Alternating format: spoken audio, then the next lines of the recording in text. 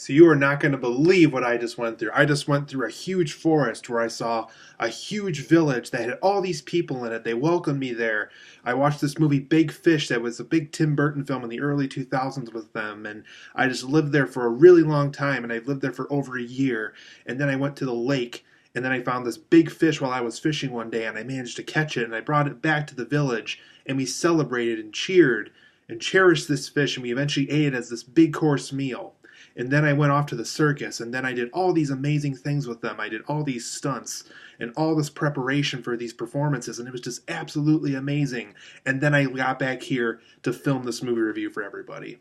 So hey guys, none of that happened, but that was just my little skit intro for something that Albert Finney does throughout the course of this film called Big Fish, which was a Tim Burton film in the early 2000s.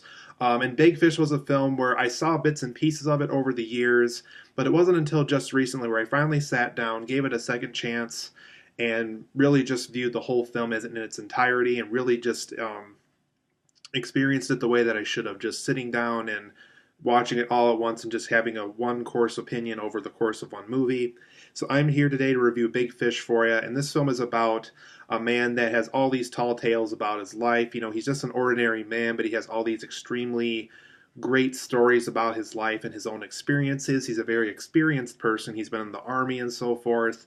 But Billy Crudup, who plays his child in the movie, who's now his adult son, really wants to know the real past of his father, since he really never got to know his father too well. He just heard all these stories over the years and all these stories that he's telling everybody about all these adventures he went on. So he never really got to know his own dad, and now his dad is in his deathbed, and it's really kind of his last chance to really learn who his real father was, what really happened with how he met his mom and how he met all these people that, you know, this guy has known all his life, but his father keeps exaggerating the details, so he really doesn't quite know what he did in the circus and what he did in the army and how he caught this big fish when he was younger in this lake. And, you know, he really doesn't know the exact truth of things.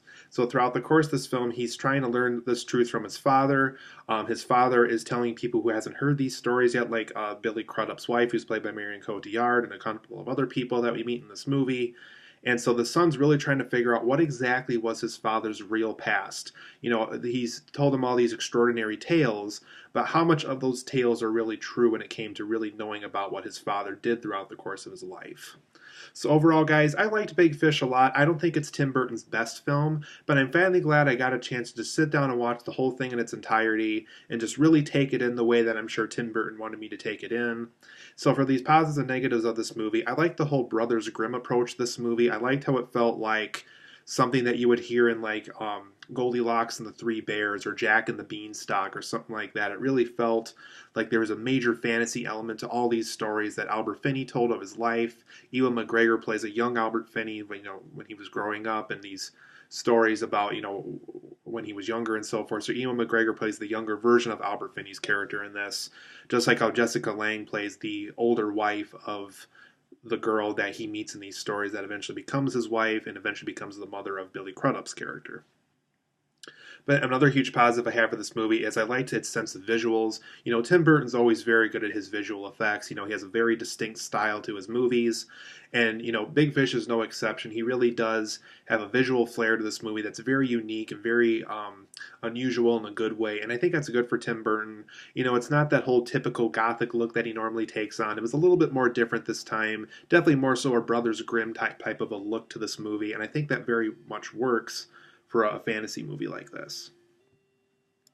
I also like how this film manages to be many genres at once. You know, not only is it a good drama, not only is it a good fantasy film, not only is it a good horror film, not only is it a good action adventure movie, it's all those things combined, and it manages to do all those genres very well within a very contained story that very much focuses more so on the drama and the fantasy element of Albert Finney's stories of his life. I also thought that Danny Elfman's score, you know, who normally teams up with Tim Burton anyway, I like how this score felt very different compared to the usual Tim Burton film. You know, Danny Elfman scored most of his movies anyway, you know, for what we are aware of. And this time around, it felt very different. It was one of those films where I was kind of shocked that he did the score just because it's very different. Not only, you know, do Tim Burton and Danny Elfman team up a lot, but it's a very, you know, it's a good score. Most of the time they make very good scores together. You know, Burton knows what he wants, Elfman knows what he wants. But this time around, it felt very different. I think that's very good for the both of them. I think they definitely took on this film with the sense of, hey, I'm going to direct this film differently, so therefore you have to make your score differently to make this film work. And as a result, the score that Danny Elfman composed here was very fitting for this movie.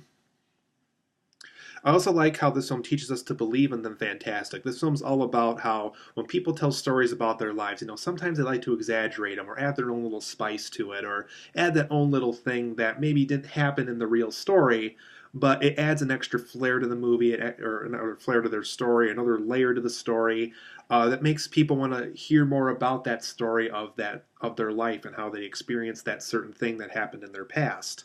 And the film tries to teach us to believe in that fantastic thing that, maybe it's not 100% true when they're telling you their stories of their life, but the fact that they're trying to add that extra spice, that extra kick, is ultimately what teaches us to believe in the fantastic. Even though it's not completely true, it definitely adds a sense of great storytelling to what their past was like. And the film's trying to teach us not only just take it in with a grain of salt from what they're telling you, but maybe just appreciate that perspective that they're adding to that story. For my negatives of Big Fish, though, it does take a while to make its point. This is a film that, unfortunately, it takes it till about probably the last 20-25 minutes of the movie to really say, what exactly Big Fish is completely about. Even though the visuals are very good, I like the stories that, Ewan McGregor and Albert Finney are telling, in the movie, since it's both the same character. But overall, it does take a long time to make its point. It does take a long time to really tell us this is what Big Fish is about.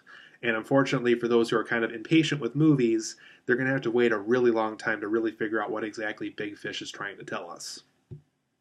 Another negative I have at the movie is it's either too much or too little of a fantasy. Some of these stories that Albert Finney tells characters throughout the movie, there's either not enough fantasy in them or there's too much fantasy in them. And as a result, the film feels a little disjointed to me. There's a lot of scenes where that's a huge fantasy element, that can never happen in real life. But obviously Albert Finney is trying to add an extra spice to the story. And there's other stories where it's just like, well, it's just this person looks unusual, or this tree looks unusual, or that thing looks unusual, and it just doesn't feel fantasy like as some of those other stories do. So the film has a hard time deciding how much of it is going to be realistic and how much will be fantasy.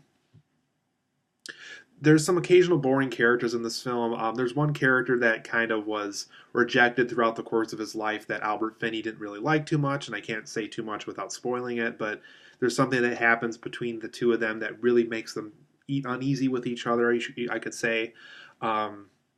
But overall, there's just some characters here that I really wasn't too invested in. So whenever there was a new story about them that Albert Finney was telling or even McGregor was telling, I just didn't feel too invested in some of them. And this really is not Tim Burton's best. Like I said, this is a very well-made movie, but I think, his writing and producing credit for Nightmare Before Christmas and the original Batman and, Edward Scissorhands and stuff. I think those are the films that are going to be Tim Burton's biggest films that people are going to remember throughout the years. I even thought Big Eyes was a better film, for example. I really like that film a lot. But overall, I'm going to give Big Fish an 8.5 out of 10. I think it's a really well-made movie.